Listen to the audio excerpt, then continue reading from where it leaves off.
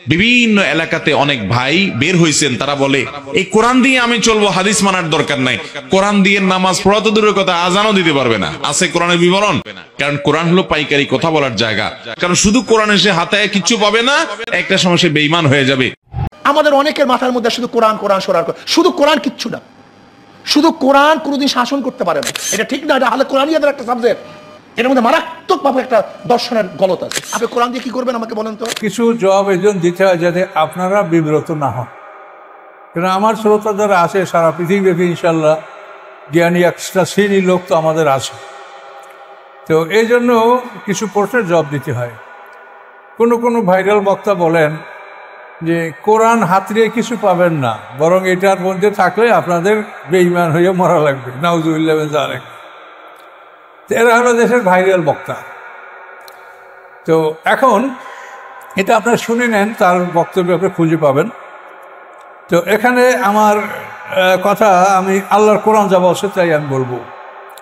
সূরা ফুরকানের 30 নম্বর আয়াতে আল্লাহ বলেন, ওয়াকালা রাসূলু ইয়া রাব্বি ইন্না কওমি ইত্তাখাযু হাযাল কুরআনা মাহজুরা।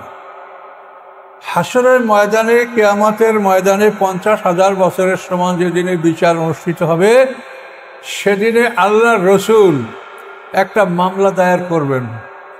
সেই মামলাটার বিবরণ কি?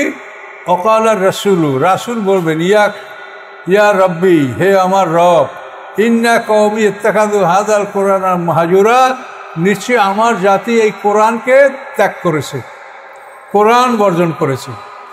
এই কোরআন যারা ত্যাগ করেছে তাদের বিরুদ্ধে আল্লাহর রসুল হাসরের ময়দানে মামলা দায়ের করবেন।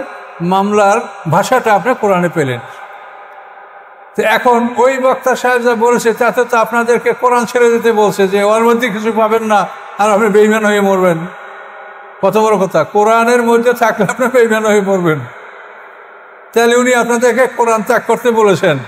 এখন ওনাকে আপনারা ফেসবুকের মাধ্যমে জিজ্ঞাসা করেন যে আমরা আপনার কথায় কোরআন ছেড়ে দেব, কিন্তু হাসরের ময়দানে যখন আল্লাহ রসুল আমাদের মামলা করবে, সেই মামলাটা আপনি ঠেকাইতে পারবেন কিনা, সেই মামলাটা উইথড্র করতে পারবেন কিনা আপনি, সেটা একটু বলেন, আপনার কাছে জানতে চাই।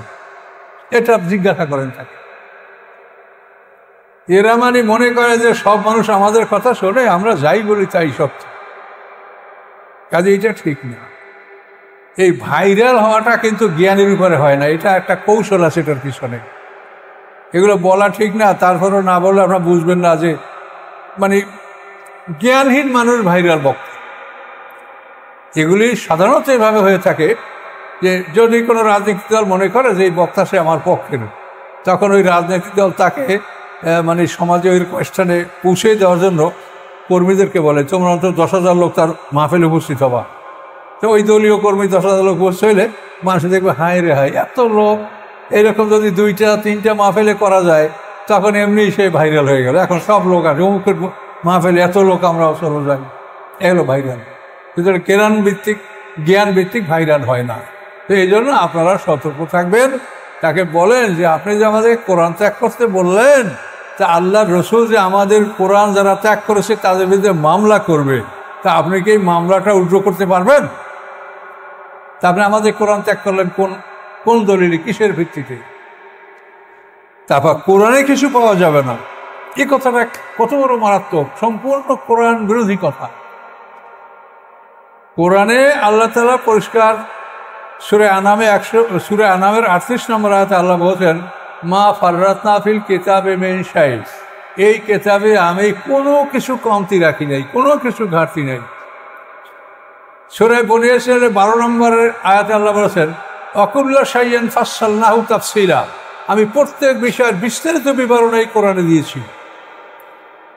আচ্ছা, বনী ইসরাঈলের 9 নম্বর আয়াতে আছে আল্লাহ বলছেন, ইন্না হাযাল কুরআনা ইয়াতি লিল্লাতি হিয়া আকওয়াম, আল্লাহ বলেন এই কোরআন, ইন্না হাযাল কুরআনা, এই কোরআন ইহাদি পথ প্রদর্শন করে, আল্লাতি এমন একটা পথ, হিয়া আকওয়াম, যেই পথটা সবচাইতে সোজা। পিকথাল এই শব্দের অর্থ করছে স্ট্রেইটেস্ট, স্ট্রেট মানে সোজা, উনি কাছে স্ট্রেইটেস্ট মানে সবচাইতে সোজা পথ। আপনি জান্নাতে যাবেন, আপনি কামিয়াব হবেন, আপনি সৎ পথে চলবেন, সিরাতুল মুস্তাকিমে যাবেন, সবচাইতে সোজা পথ হলো ইন্না হাযাল কোরআন, এই কোরআন সবচাইতে সোজা পথ।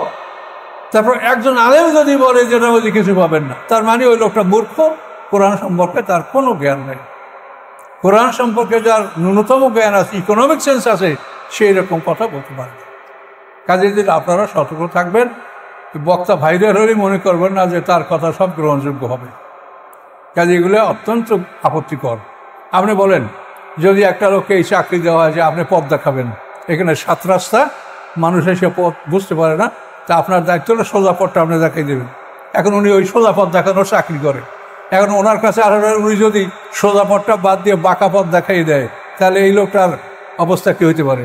তাহলে এই লোকটা প্রতারক কিনা বলেন? যে তাকে বলা হয়েছে যে তুমি সোজা পথ দেখাবে, তুমি সেখানে বসে সোজা পথ ঠিক আছে, সবই রেডি আছে, তুমি না দেখাইয়া তুমি একটা বাঁকা পথ দেখাই দিলা, যেটা এটার মধ্যে কিছু নেই, তাহলে তুমি প্রতারক কিনা বলেন? কাজে এই সমস্ত কথা যারা বলে তারা প্রতারক, তাদের কোনো চিন্তা ভাবনা নাই। কাজে এই জন্য আপনারা সতর্ক থাকবেন। আল্লাহ রসুল বলছেন আল ইলমু দীনুন ফা'লামান্না আম্মান তাখুযুনা দীনাকুম, ইলমই হচ্ছে তোমার দিন। কাজে অবশ্যই তুমি জেনে নাও যে তোমার দিন তুমি কার থেকে গ্রহণ করছো। এটা আল্লাহ রসুল বলেছেন, সাবধান, তুমি দেখে নাও। আল্লাহ রসুল আরো বলেছেন ইস্তাফতিক আলবাকা ওয়া নাফতাক আল মুফতুন, মুফতিরা ফতোয়া দেওয়ার পরেও তুমি তোমার নিজের কাছ থেকে ফতোয়া গ্রহণ করো যে এটা আসলে ঠিক কিনা। তার কারণ মুফতির বিচার মুফতির জ্ঞান অনুসারে হবে, আপনার বিচার আপনার জ্ঞান অনুসারে হবে। কাজে এই জন্য আল্লাহ রসুল বলেছেন যে তুমি তোমার মনের কাছেও ফতোয়া নাও, মুফতির ফতোয়ার উপরেই তুমি নির্ভর করো না, বুঝে নাও যে আসলে বিষয়টা কি হতে পারে। তো এ ধরনের সব নিদর্শনাই আছে।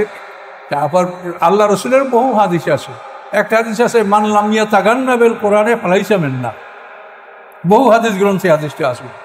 তো এই লাম ইয়াতাগান্না মানে যার জন্য কোরআন যথেষ্ট নয়, আল্লাহ রসুল বলেন সে আমার উম্মত না। মান লাম ইয়াতাগান্না বিল কোরআনে ফালাইসা মিন্না। তো এখন এই হাদিসটা ইয়াতাগান্নার অর্থ অনেকে করে ইয়াতাগান্না মানে তো গান করা।